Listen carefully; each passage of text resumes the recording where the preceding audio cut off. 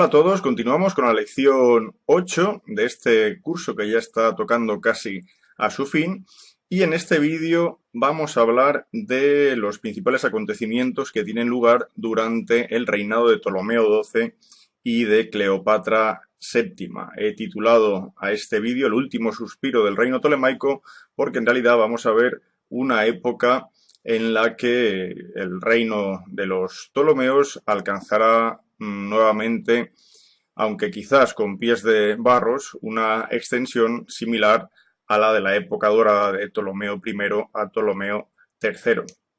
Recordemos cómo Ptolomeo X había realizado un testamento similar al de Ptolomeo VIII y cómo Ptolomeo X, al morir en esa batalla en busca de la conquista de Chipre, dejaba una espada de Damocles sobre los egipcios, dado que ahora los romanos podían hacer uso de ese testamento de Ptolomeo X y considerar Egipto una posesión suya.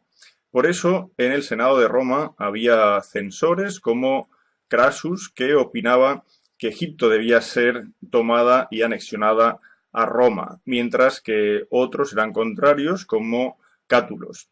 De hecho, también de Cicerón se conserva restos de un texto de Rege Alexandrino que representa un apoyo realmente a la opinión de Cátulos. Esta carta se escribe en el año 65 antes de Cristo.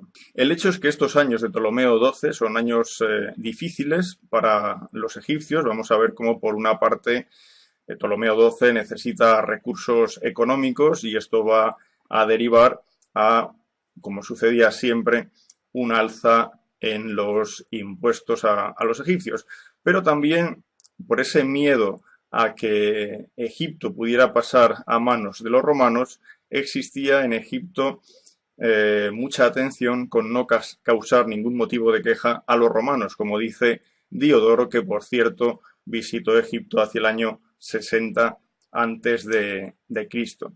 Suetonio también nos habla de el dinero, el capital que recibieron tanto Pompeyo como César de parte de Ptolomeo XII. Realmente sabemos que Ptolomeo XII gastó enormes recursos en sobornar a senadores romanos y también en recibir el apoyo, sobre todo, de Pompeyo y también posteriormente del propio César. Incluso Ptolomeo XII pidió dinero a Rabirius Postumus, que era uno de los banqueros más conocidos de Roma, de modo que también podemos decir que buena parte de los romanos en el Senado y dentro del mundo de los banqueros romanos podían tener interés en que Ptolomeo XII consiguiera sus objetivos. En realidad lo que pedía Ptolomeo XII era el reconocimiento, ser reconocido como rey de Egipto. Y estos 6.000 talentos de los que nos habla en este texto Suetonio, tengamos en cuenta que representaban los ingresos anuales de Egipto. Es decir, que también salía bastante cara esa política llevada a cabo por Ptolomeo XII. Pero al final consigue su objetivo de ser reconocido como rey. Recordemos que Ptolomeo XII era en realidad un hijo ilegítimo y por lo tanto también sobre él pendía la cuestión del reconocimiento como auténtico heredero del trono de Egipto. Pero esto se consigue, eso sí, en ese año 59-58 a.C. hay un problema, y es que en el acuerdo que existe entre César y Ptolomeo XII, o entre Roma y Ptolomeo XII, no se incluye Chipre, y por lo tanto esta cuestión acaba con el suicidio de Ptolomeo de Chipre, que recordemos era hermano de Ptolomeo XII. Y a partir de este momento, aunque por un espacio de 10 años, Chipre va a ser parte de Roma. La cuestión genealógica nos queda ahora resumida de esta manera. Ptolomeo XII, recordemos que estaba unido a su hermana Cleopatra VI, aunque después ella fue apartada del poder. Ahora bien, cuando llegamos al año 58 a.C., hay una revuelta en Alejandría. Ptolomeo XII ha perdido sus apoyos, de modo que en Alejandría son reconocidas como reinas Berenice IV, que era hija de Ptolomeo XII y Cleopatra VI, y la propia Cleopatra VI.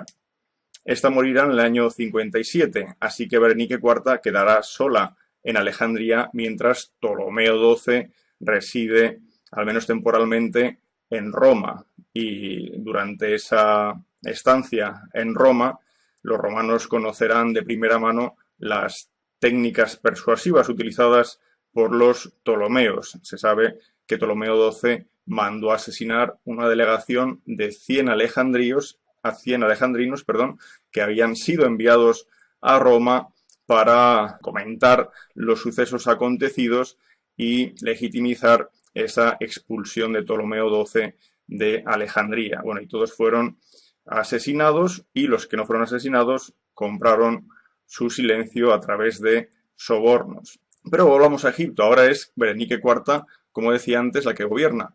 Pero como no puede gobernar sola, va a buscar un esposo. Primero se va a optar por un príncipe de la región de los Seleucidas.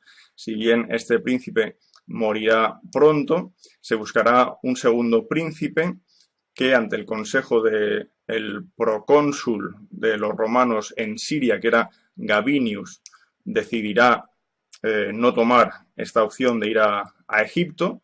Habrá un tercero en discordia, Seleucos Quibiosactes, que sí llegará a Egipto, pero que en breve, muy breve, será asesinado por Berenice IV. De modo que al final encontraremos a un nuevo personaje que se decía hijo de Mitrídates VI del Ponto, aunque en realidad era hijo de un general de Mitrídates. Este es Arquelaos. Bien, pues ahora se formará, por lo tanto, una nueva pareja en Egipto.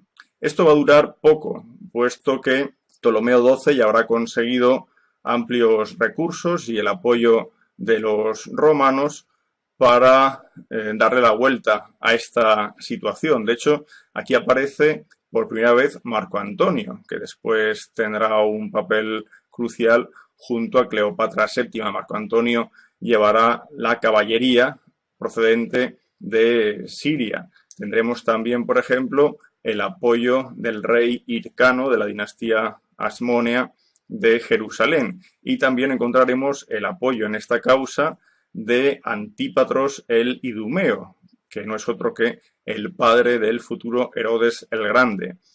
Esta consecución de ejércitos llevarán a la toma de Pelusium, y después, tras sendas batallas, llegarán a tener un control de Alejandría y del Delta, o lo que es lo mismo, un control de la parte principal del Egipto tolemaico, y por lo tanto ya podrá volver Ptolomeo XII al lugar donde había tenido su gobierno anteriormente.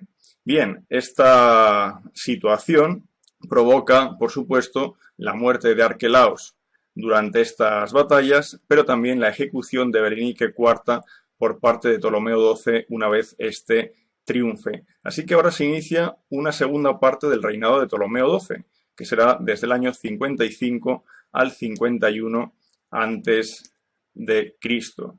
Eso sí, cuando Ptolomeo XII llega nuevamente al trono de Egipto, va a intentar, o va a creer conveniente, compartir ese trono con su hija Cleopatra VII.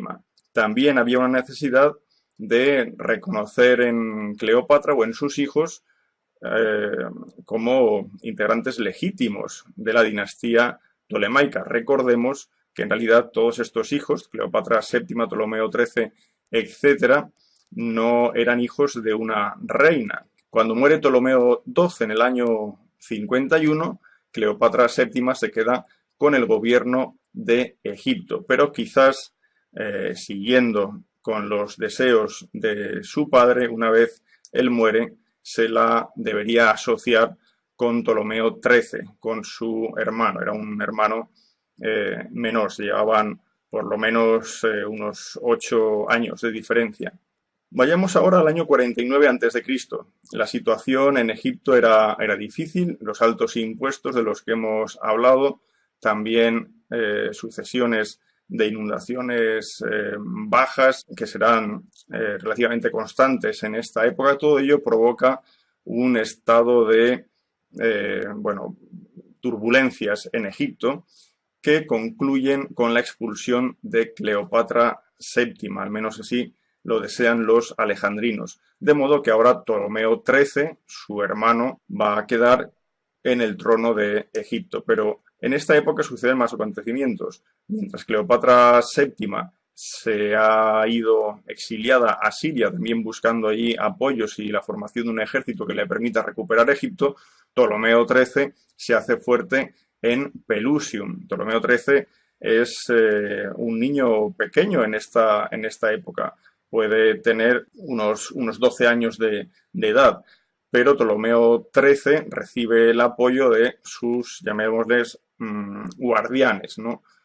Personas influyentes del Egipto de aquella época que en realidad son los que llevan las riendas del Estado. Pero justo un año después, en el 48, es cuando se produce la famosa batalla de Farsalia, en la que Pompeyo el Grande es derrotado por César. Recordemos que la guerra civil había empezado precisamente en el año 49 a.C., cuando se produce el famoso paso del río Rubicón por parte de las tropas de Julio César.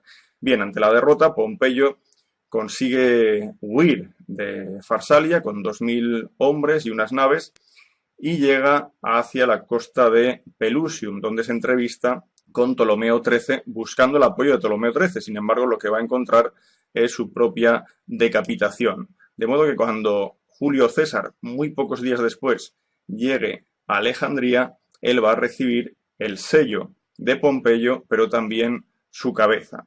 En este momento, Julio César solicitará la presencia de Ptolomeo XIII y de Cleopatra VII, porque Egipto, como vemos, vive ahora un estado de guerra entre estos dos hermanos. Julio César había hecho del Palacio de Alejandría su cuartel general. Claro, Ptolomeo XIII estaba en Egipto, Cleopatra no, con lo cual Cleopatra se las ingenió para aparecer ante César sin ser previamente descubierta por los aliados de Ptolomeo XIII. A esto se refiere Marco Anneo Lucano cuando nos habla de esas desvergonzadas plegarias, como pasaron una noche de inenarrable vergüenza, etcétera, etcétera. Es la escena famosa de Cleopatra metida en una alfombra, enrollada por una alfombra y aparecida sorpresivamente ante Julio César. Esta situación va a desembocar en una guerra abierta contra Julio César y Cleopatra. Ptolomeo XIII va a arengar a los alejandrinos, va a salir por un balcón del palacio diciendo que ha sido traicionado, y esto va a provocar, como decía, una guerra en la que Cleopatra también va a desempeñar un papel importante junto a Julio César. De Cleopatra se han hecho muchas descripciones, algunas claramente negativas, como la de Boccaccio, que nos habla de Cleopatra como una mujer egipcia que devino un objeto de chismorreo para todo el mundo y que llegó al gobierno a través del crimen y que además era conocida por su codicia, crueldad y lujuria. Pero esto es una visión muy negativa que se asocia a esa leyenda negra que que por algunos sectores podría vincularse a Cleopatra. Sin embargo, tenemos otra descripción de esta reina que nos la hace completamente distinta. Por ejemplo, Plutarco dice: se pretende que su belleza, considerada en sí misma, no era tan incomparable como para causar asombro y admiración, pero su trato era tal que resultaba imposible resistirse. Es decir, él no ve en la belleza el arma utilizada por Cleopatra, sino en su trato. De hecho, nos indica cómo podía hablar con etíopes, trogloditas, hebreos, árabes, sirios, medos y partos sin necesidad de hacer uso de intérpretes o traductores. Esto es quizás era ese y otros los atractivos de Cleopatra.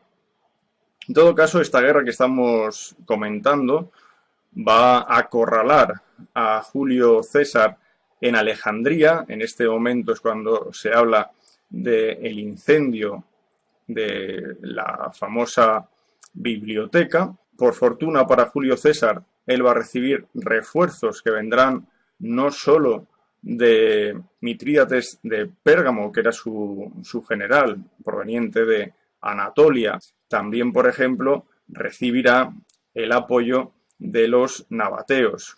El rey Malco de los nabateos mandará una pequeña fuerza para apoyar a Julio César en esta tesitura en la que se había metido. En todo caso, Aquilas, que era uno de esos guardianes de Ptolomeo XIII, va a llevar la poderosa fuerza que previamente Ptolomeo XIII había estacionado en Pelusium, la va a llevar a Alejandría para derrotar a Julio César, pero como decía, esto va a acabar con la victoria de César en el año 47, es cuando paseará por Alejandría triunfal. En este proceso habría muerto Ptolomeo XIII, también habría muerto Aquilas, y ahora lo que se busca es un acuerdo entre Cleopatra VII y Ptolomeo XIV. Se busca la unión de ambos hermanos para buscar una pacificación de la situación de Egipto. Y este es